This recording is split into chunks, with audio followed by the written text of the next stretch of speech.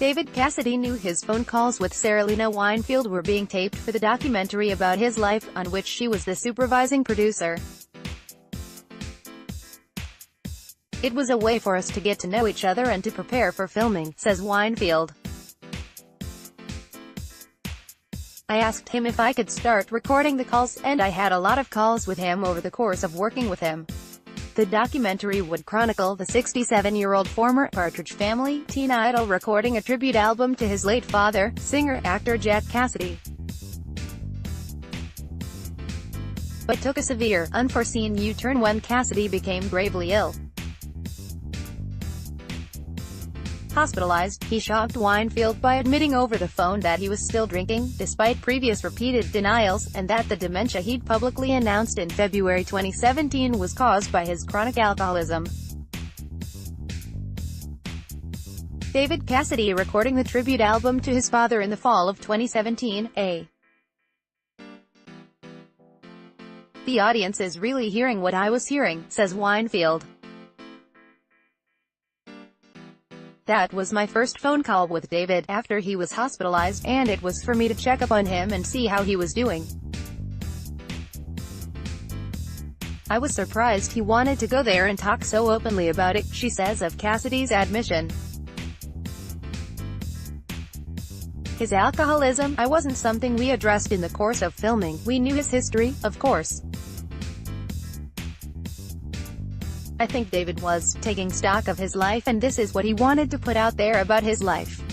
It's a life sensitively chronicled in the last session,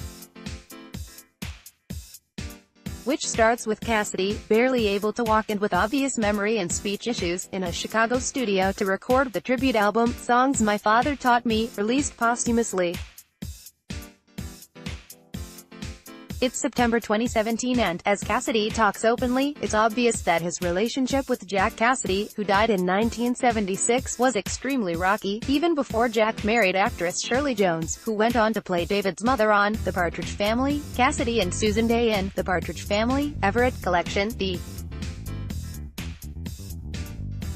last session follows Cassidy inside and outside the studio. He visits a neuropsychologist and undergoes a brain scan, archival footage, screaming fans, concerts, women fainting, and a series of revealing 1976 interviews Cassidy did with Elliot Mintz highlight his anguish at being a teen idol not respected for his musical chops.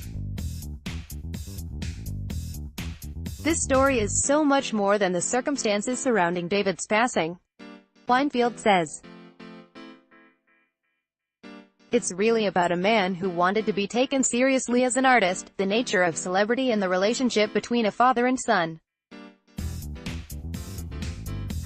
We really set out to make a complex, nuanced portrait of David, and to show him in a way he wanted to be known." Weinfield is asked if producers thought about scrapping the documentary after Cassidy's death. "Honestly, we struggled with whether to continue the documentary and had lots of conversations and phone calls about it," she says. "We really had to take stock. Ultimately, David wanted this to be a three-dimensional portrait of him. He kept talking about that, and we felt that almost as a way of honoring his passing, we had to move forward and show him in a complex light. I hope people see him as the complete figure he was," she says. "We grew to like him so much and had so much respect for him as a person and as an artist." David Cassidy, The Last Session, 9 p.m. Monday on A.